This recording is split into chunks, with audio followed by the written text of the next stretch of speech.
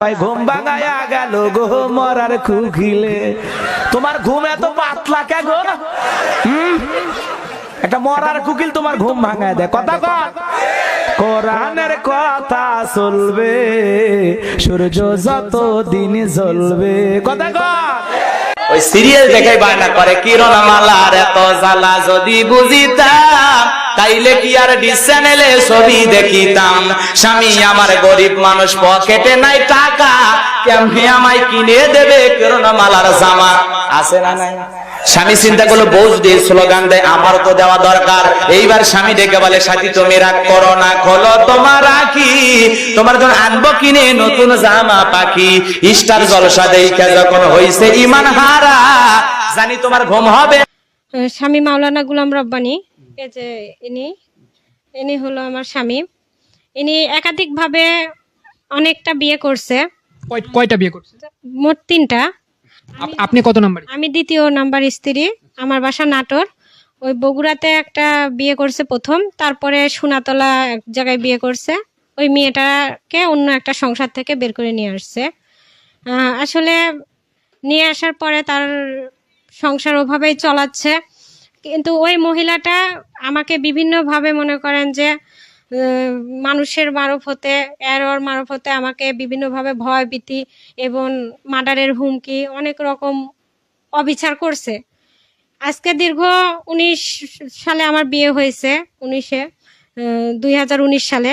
এই পর্যন্ত আমি আমার শ্বশুর বাড়ির সাপোর্ট এবং আমার স্বামীর কাছে আমি ন্যায্য সাপোর্ট এবং ভালো কোনো দিনই আমি পাই নাই। তারপরেও যাক, আগে প্রথম আমার সাথে ভালো ব্যবহার আচরণ সবকিছুই করছে। দীর্ঘদিন আমার সাথে সংসার করতে করতে আমার 2টা বেবিও কনসিভ হয়েছিল। হওয়ার পরে 2টা বেবিকে আমাকে মেরে ফেলছে। মারার পরে মানে পেটের মধ্যেই সে মেরে ফেলছে, প্রমাণ আমার কাছে সবকিছু আছে। তারপরে আমি জানতে পারি যে আমাকে হলো ডিভোর্সের হুমকি দিচ্ছে বিভিন্নভাবে, যে ডিভোর্স করে দিছি হ্যান ত্যান। তারপরে আরেকজনের সংসার ভেঙে নিয়ে এসছে, তার স্বামী, পরিবার, তার বাবা মা সবাই আমাকে বলে যে আমি এই হুজুর আরেকটা বিয়ে করতেছে, আমার সাথে যোগাযোগ বন্ধ এবং আমার রিজিক সবকিছু বন্ধ করে দিছে। তারপরে আমি আইনেতে আমাদের নাটোর জজ কোর্টে আমি নারী শিশু নির্যাতনের কোর্টে আমি মামলা দিই। তারপরে সে ওখান থেকে আমাকে মীমাংসা করে নেয়। একবার নেওয়ার পরে সে ওখানে লেখে যে আমাকে সে ঠিক মতো ভরণ পোষণ দিবে, মাসের মধ্যে 3-4 বার আমার কাছে আসবে, আমার সাথে সুন্দরভাবে সংসার করবে। যাক, আমি এই কথা শুনে স্বামী সংসার করব বিধায় আমি মনে করেন যে মীমাংসাটা ঠিক মতো কোর্টের মারফতে আমি করছি। ওই বিভিন্ন কিছুদিন আমার সাথে এভাবে আসা যাওয়া করতে করতে আর মানে যে 3 নাম্বার যে আমার পরে বিয়ে করছে, এই মহিলার আত্মীয় স্বজনের দিয়ে আমাকে রাতারাতি গালাগালি, রাত 12টা 3টা 4টার দিকে ফোন দেয়, মার্ডারের হুমকি দেয়, জঘন্য ভাষায় গালাগালি করে, আমার ফোনে রেকর্ড করা আছে। এই জিনিসগুলো আমার হুজুরের কাছে বললে তিনি প্রতিবাদ করে না, আরো উল্টা আমাকে নোংরা কথাবার্তা বলে। আমি মনে করতাম যে এমনি করে, এবং হুজুর তো আমার কাছে আসলেই তার ছোট ওয়াইফ মনে করেন যে ফোন দিয়ে গালাগালি, বিভিন্ন ধরনের নোংরা কথাবার্তা এরকম বলে, এগুলাতে কোনো প্রতিবাদ করে না। যাকে এই প্রতিবাদ না করার কারণে আমি উনিকে বিচার দিতে যাই যে দেখো আমার সাথে এরকম অবস্থা করতেছে। তারা তার ছোট ওয়াইফ এবং তার আত্মীয় স্বজন এবং হুজুর অসংখ্যভাবে আমাকে মারধর, অশান্তি করে, আমার স্বর্ণের জিনিসপাতি কারে নেয়। পরে আমি প্রাথমিকভাবে আইনের আশ্রয় নিয়েছিলাম থানায়, বগুড়া কোর্টে। নেওয়ার পরে মনে করেন যে করছি বগুড়া কোর্টে করার পরে ওখান থেকে পুলিশ আসছে। পুলিশ এসে বিষয়টা দেখলো, দেখা টাকার পরে আমাকে মেরে আমার চোখ টোক মাথা টাথা খামটাম করে একাকার করছে। করার পরে কিছুদিন না যেতেই আমার পরিবারের তার কাছে এসে বলতেছে যে হলো আমাকে ডিভোর্স দিয়ে দিবে। ওরাই আমাকে মারধর করলো, ওরাই আমাকে ডিভোর্স দিয়ে দিচ্ছে। কোনো মেয়ে তো চাবে না এভাবে কি ডিভোর্স নিতে, বলেন? আমার এভাবে মনে করেন যে আমার প্রতি একাধিকভাবে নির্যাতন করেই যাচ্ছে। তারপর থেকে সে নিয়ে আমাকে আরো অনেক নির্যাতন মানে অবিচার করে যাচ্ছে। এখন পর্যন্ত আমাকে স্বাভাবিক সোশ্যাল মিডিয়ায় মনে করেন আমার ছবি নিয়ে আমাকে নোংরাভাবে মেসেজ করে তাদের আইডিতে ছাড়তিছে, মানে বিভিন্ন ধরনের অবিচার, যেগুলো মনে করেন যে না বললেই নাই। এখন আমি কোর্টের বারান্দাত এখানে ওখানে আমি ঘুরতে ঘুরতে আমি হয়রান হয়ে গেছি। আজকে আমার কোর্টে ছিল, সে হলো ওয়ারেন্ট বাড়াইছে তার নামে নারী শিশু কোর্ট থেকে। ওয়ারেন্ট বাড়ানোর পরে উনি কিছুদিন মামলা মানে কোর্টে হাজিরা না দিয়ে আজকে আসছে, আসার পরে 1 মাস সময় নিয়ে উনিকে মীমাংসার জন্য করছে। এখন তিনি কি করবে আমি জানি না, কিন্তু আমার দেশবাসীর কাছে একটাই আমার চাওয়া, এবং আপনাদেরকেও আমি ডেকে নিয়ে আসছি, আপনাদের সহানুভূতি আমি হয়েছি। আমার একটাই কথা, আমি সংসার ফিরে চাই। এবং আমি জামাতের আমিরের কাছেও আমার একটা অনুরোধ, সে একটা মাওলানা মানুষ হয়ে আমার মতো একটা মেয়েকে কিসের জন্য এভাবে নির্যাতন করতেছে। আমি তো তার কাছে বেশি কিছু চাইনি, শুধু চেয়েছি যে আমাকে নিয়ে একটু সংসার করে খাক, আমি মান সম্মান নিয়ে তার কাছে একটু পড়ে থাকি। আজ পর্যন্ত আমি কখনো ভাবি নাই যে আমার এভাবে সোশ্যাল মিডিয়াতে এসে আমার মনের কথা আমার বলতে হবে, আমি কখনো এভাবে ভাবি নাই। আজকে আমার জীবন থেকে সবকিছু শেষ করে দিছে, একে একে দুইটা সন্তান আমার জীবন থেকে কেড়ে নিছে। আজকে 1 বছর আমাকে খরচপাতি দেয় না, কোনো কিছু করে না। আমি মানে কি বলবো, আমি এমন একটা নির্যাতনের মধ্যে আমি আছি যেটা প্রকাশে বলতে পারবো না। তাই আমার একটাই অনুরোধ দেশবাসীর কাছে এবং হলো জামাতের আমিরের কাছে এবং আমার মুসলিম যত মাওলানা মুলবি যারা আছে সবার কাছে, আমি একটা সাধারণ একটা নারী হয়ে আমি সবার কাছে একটাই অনুরোধ করব যে সবাই যেন আমাকে আমার ন্যায্য সংসার এবং আমার ন্যায্য বিচার যেন ফিরায় দেয়। আমি কোথায় যাব, কি করে খাবো? আমি তো কোনো কর্ম করে খাওয়ার মতো আমার গতি নাই। আমি তো হলো একটা অসহায় মেয়ে, আমি পর্দা করি, তার সে একটা মাওলানা মানুষের সংসার করতেছি আমি। সে জায়গা সে আমাকে যদি এভাবে যদি নির্যাতন করে আমি কোথায় যাব? তার তো টাকা পয়সা কোনো কিছুর অভাব নাই। আজকে এটা আমার হলো বিয়ের কাগজ, এটা আমার বিয়ের কাবিন।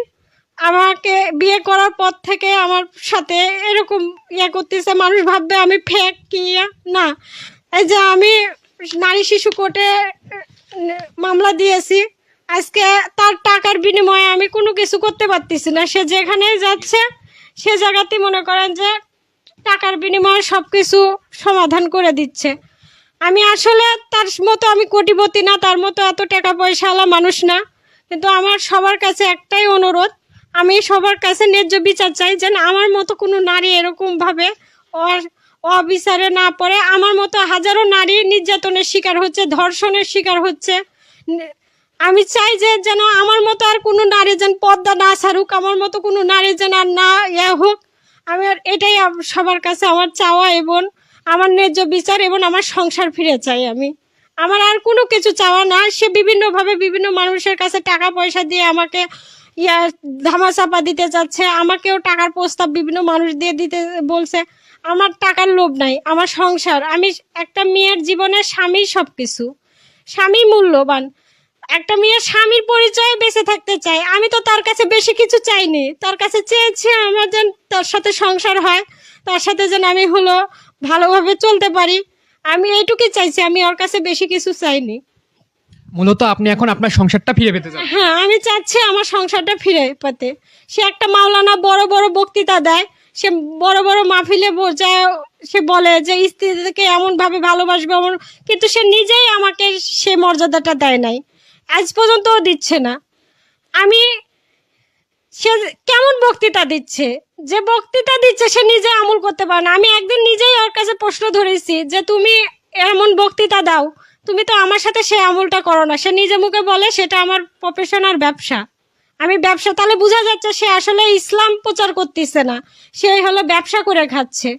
তাহলে আমরা নারীরা একটা স্বামী একটা পুরুষের কাছে আমরা আবেদন ভাবে থাকি, তাদের কাছে তাদের পরিচয় তাদের নিয়েই আমরা বেঁচে থাকি। আমাদের বিয়ের আগে আমার পিতা থাকে, তারপরে আমার বাপ মা কষ্ট করে দেয় আমার স্বামীর হাতে তুলে, কিন্তু সে স্বামীর কাছেই যদি বারবার আমরা নির্যাতনের শিকার হই, তাহলে আমরা নারীরা যাব কোথায়? আমরা তো নারীরা কোনো নির্যাতনের থেকে তো দূরে পাচ্ছি না, আরো মনে হচ্ছে বেশি আমরা নির্যাতনে, ভালো মুখোশে ভালো মানুষ আমাদেরকে নির্যাতন করে যাচ্ছে। কি আমার কি দোষ? আমি তো তার সাথে সংসার করতে যাচ্ছি, এটা কি আমার অপরাধ? আমার মতো তো হাজারো নারী স্বামী সংসার করার জন্য কোর্টের বারান্দাত ঘুরতেছে। কেন আমার সাথে এমন হবে? কেন আমাদের মতো হাজারো নারীর সাথে হবে? তো যার যে এটাই হোক, আমি একটা কথাই সবার কাছে অনুরোধ, সবাই আমাকে ভুল বুঝবেন না।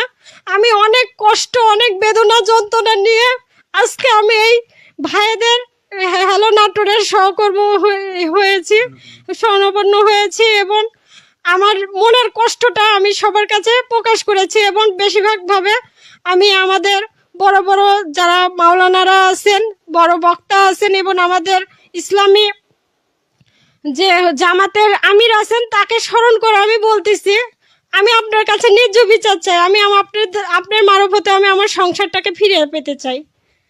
এবং আমার ডক্টর ইউনূস স্যারকেও আমার একটা কথা বলার, যে সে যে আসছে আমাদের দেশে, সে অনেক কিছু করতেছে, অনেক ভালো লাগতেছে। আমার তার কাছেও একটা অনুরোধ, আমরা নারীরা যেন আর কেউ নির্যাতনের শিকার না হই, কেউ যেন অবিচারের মধ্যে না থাকি, সে যেন আমাদের নির্যাতনের থেকে যেন মুক্ত করে, এবং আমরা যেন ঠিক মতো সংসার করতে পারি। আমাদের যেন আর কোনো যেন হলো সমস্যা না করে, এটাই আমার সবার কাছে চাওয়া। আসসালামু আলাইকুম। এই পর্যন্তই বক্তৃতা। দর্শক যেমনটি শুনছিলেন, আসলে একজন যে ভাইরাল বক্তা মাওলানা গোলাম রব্বানী, তার বিরুদ্ধে কিন্তু তার দ্বিতীয় স্ত্রী কিছু অভিযোগ করলো। আমরা কিন্তু আপনাদের সাথে সরাসরি আমরা কিন্তু এই বিষয়ে আসলে আরেকজনের সাথে একটু কথা বলবো। ও যে অভিযোগ করলো তার মায়ের সাথে কিন্তু আমরা একটু কথা বলবো। কি বিষয় আপনার এখানে এই এলাকার নাম কি? এই এলাকার নাম হচ্ছে বনবেলঘুরিয়া, শিবপুর পণ্ডিত গ্রাম ধরে। এখানে আমাদের বাসস্থান, এখানে আমাদের বাড়ি। আমি গোলাম রব্বানীর কাছে, আমার সবার কাছে, এখানে আমি সবার কাছে এই একটা বিচার চাই। আমার মেয়েকে নির্যাতন এবং ভাত কাপড় কিছুই দিচ্ছে না। আমি চাই যে আমার মেয়েকে এক মুঠ ভাত দিক, আমি সম্মান চাই। উনি টাকা, আমি আর কিছুই চাই না। আমি চাই যে আমার মেয়েকে এক মুঠ ভাত কাপড় দিক, সম্মানে যেন আমরা আছি, সম্মানে যেন আমরা থাকতে চাই। আমরা এটুকু নির্যাতন আমরা হতে চাই না। এবং আপনাদের কাছে আমার একটাই বিচার, নির্যাতন ওখানে গেছিল আমার মেয়ে কিছু টাকা রিজিকের জন্য চাইতে গেছিল, তার পরিবার সবাই মিলে আমার মেয়েটাকে হেনস্থানীয়ভাবে মার দিছে। এমন মার দিছে যে বলার মতো না। লাস্ট আমি আইনের আশ্রয় নিতে হতে আমি বাধ্য হলাম, এ কারণে যে নির্ভয়ে আমি নারী